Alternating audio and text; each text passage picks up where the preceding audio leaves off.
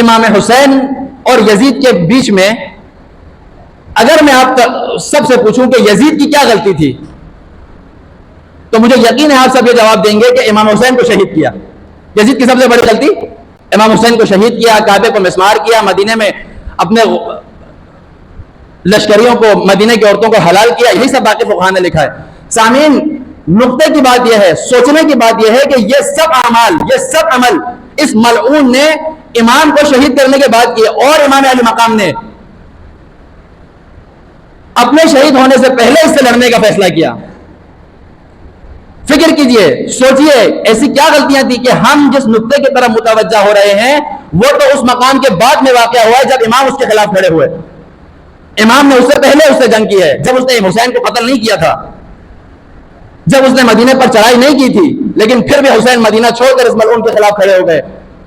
خود بیان کرتے ہیں معلن بالفسق, ملعون انسان کھلے عام گناہ کرتا ہے.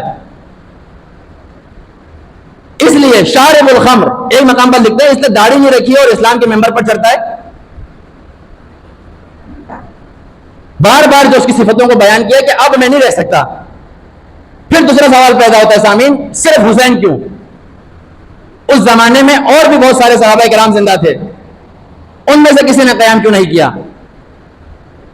اس کا جواب بھی خود تاریخ میں مورخین نے بیان کیا ہے.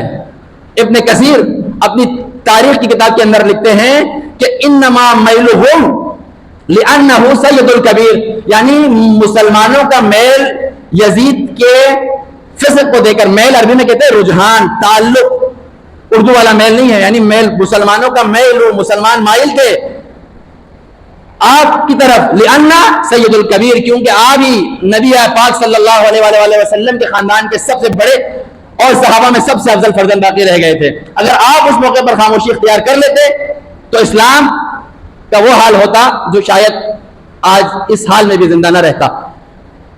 اسی لیے آپ نے قیام فرمایا.